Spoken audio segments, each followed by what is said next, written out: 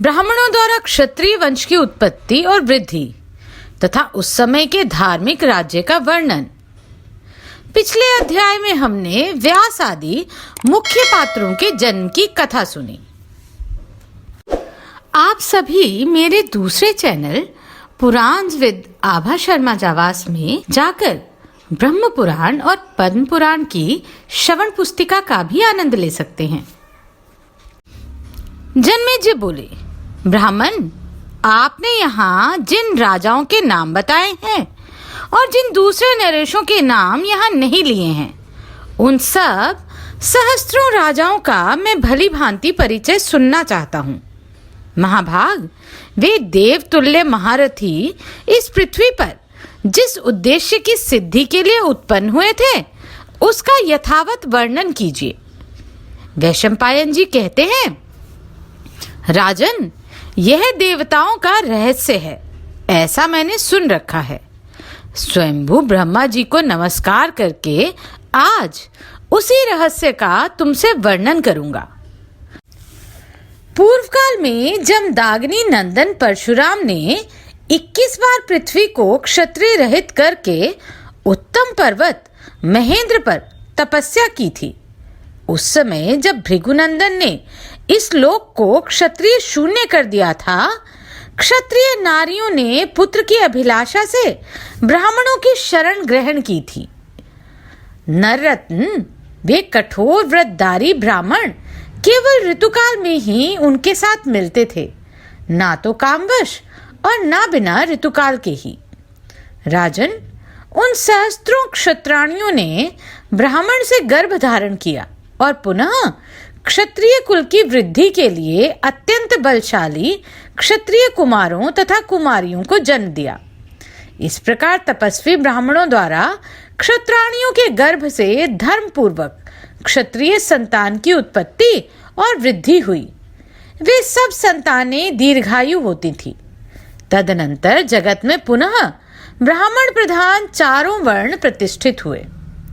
उस समय सब लोग ऋतुकाल में ही पत्नी समागम करते थे, केवल कामनावश या ऋतुकाल के बिना नहीं करते थे।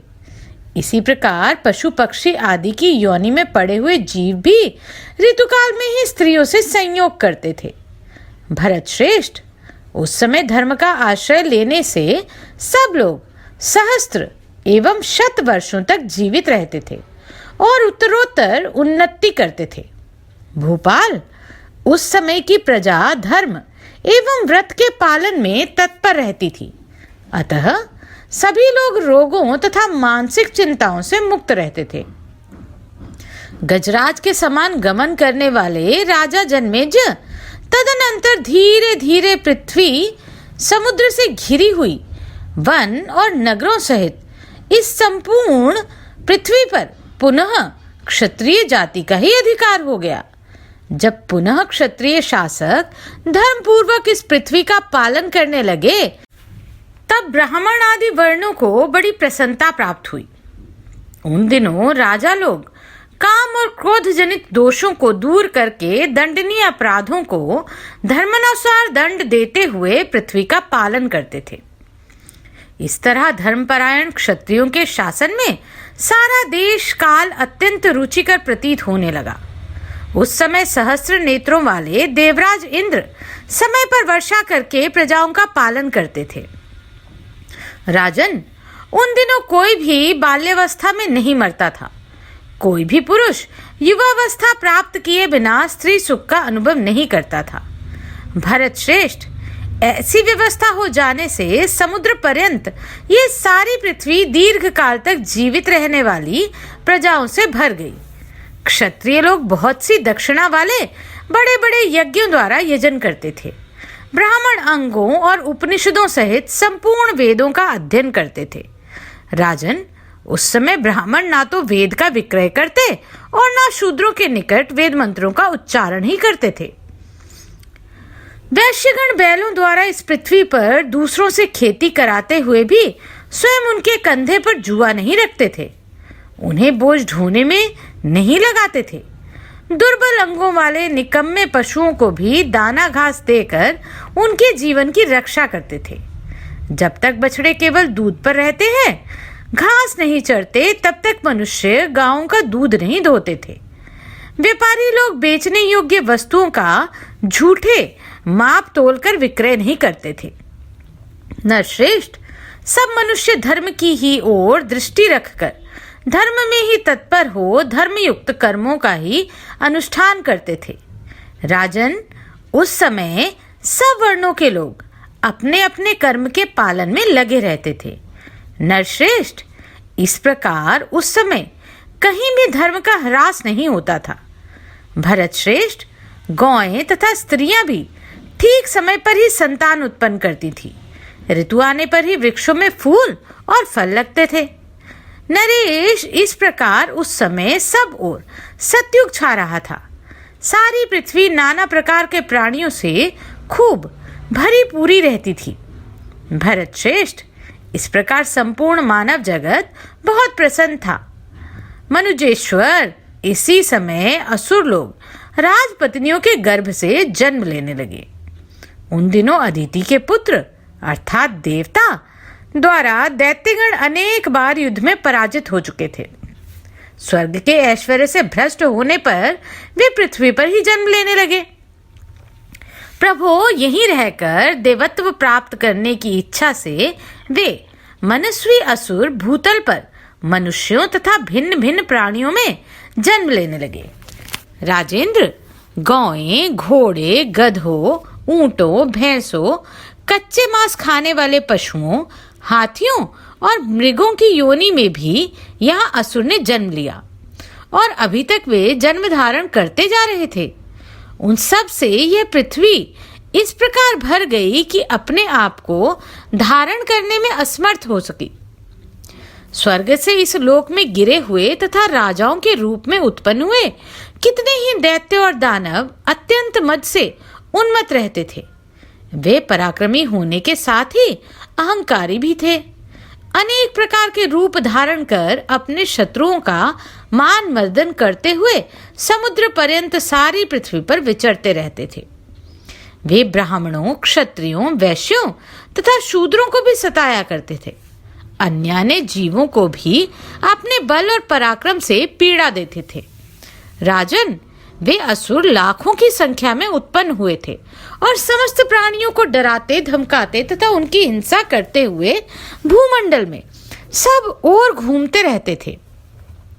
वे वेद और ब्राह्मण के विरोधी, पराक्रम के नशे में चूर तथा अहंकार और बल से मतवाले होकर इधर उधर आश्रमवासी महर्षियों का भी तिरस्कार करने लगे। राजन, जब इस प्रकार बल और पराक्रम के मद से उन्नत महादैत्य विशेष यत्न पूर्वक इस पृथ्वी को पीड़ा देने लगे, तब यह ब्रह्मा जी की शरण में जाने को उद्यत हुई।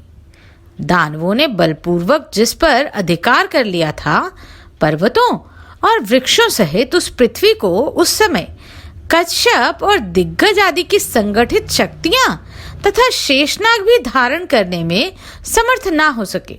महिपाल, तब असुरों के भार से आतुर तथा भय से पीड़ित हुई पृथ्वी संपूर्ण भूतों के पितामह भगवान ब्रह्मा जी की शरण में उपस्थित हुई।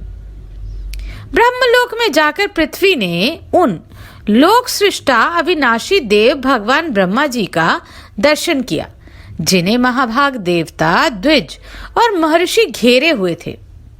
देवकर्म में संलग्न रहने वाले अप्सराएं और गंधर्व उन्हें प्रसन्नता पूर्वक प्रणाम करते थे।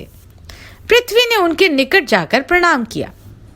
भारत, तदनंतर शरण चाहने वाली भूमि ने समस्त लोकपालों के समीप अपना सारा दुख ब्रह्मा जी से निवेदन किया। राजन, स्वयंभू ब्रह्मा सबके कारण रूप हैं, अतः पृथ्वी का जो आवश्यक कार्य था वह उन्हें पहले से ही ज्ञात हो गया था। भारत भला जो जगत के सृष्टा हैं, वे देवताओं और असुरों सहित समस्त जगत का संपूर्ण मनोगत भाव क्यों न समझ लें। महाराज, जो इस भूमि के पालक और प्रभु हैं, सबकी उत्पत्ति के कारण तथा समस्त प्राणियों के अधीश्वर हैं, वे कल्याणमय प्रजापति ब्रह्मा जी उस समय भूमि से इस प्रकार बोले।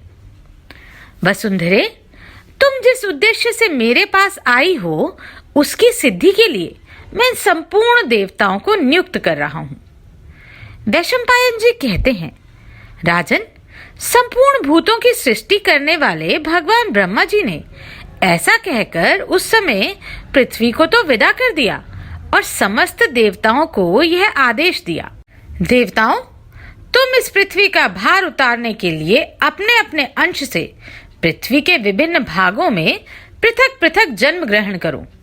वहां असुरों से विरोध करके अभिष्ट उद्देश्य की सिद्धि करनी होगी। इसी प्रकार भगवान ब्रह्मा ने संपूर्ण गंधर्वों और अप्सराओं को भी बुलाकर यह अर्थ साधक वचन कहा, तुम सब लोग अपने अपने अंश से मनुष्यों में इच्छानुसार जन्म ग्रहण करो।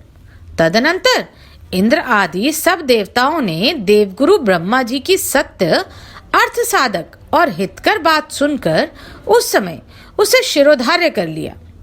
अब वे अपने अपने अंशों से भूलोक में सब ओर जाने का निश्चय करके शत्रुओं का नाश करने वाले भगवान नारायण के समीप वैकुंठ धाम में जाने को उद्यत हुए, जो अपने हाथों में चक्र और गदा धारण करते हैं, पीतांबर पहनते हैं, जिनके अंगों की कांति श्याम रंग की है, जिनकी नाभि से कमल का प्रादुर्भाव हुआ है, जो देव शत्रुओं के नाशक तथा विशाल और मनोहर नेत्रों से युक्त है, जो प्रजापतियों के पति, दिव्य स्वरूप, देवताओं के रक्षक महाबली, श्रीवत्स चिन्ह से सुशोभित, इंद्रियों के अधिष्ठाता तथा संपूर्ण देवताओं द्वारा पूजित उन भगवान पुरुषोत्तम के पास जाकर इंद्र ने उनसे कहा, प्रभो, आप पृथ्वी का शोधन अर्थात भार हरण करने के लिए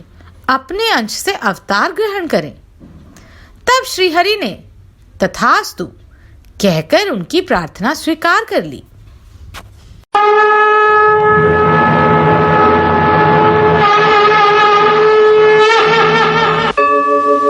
यदा यदा हि धर्मस्य ग्लानिर्भवति भारत अभ्युत्थानम् अधर्मस्य तदात्मानं सृजाम्यहम् परित्राणाय साधूनां विनाशाय च दुष्कृताम्।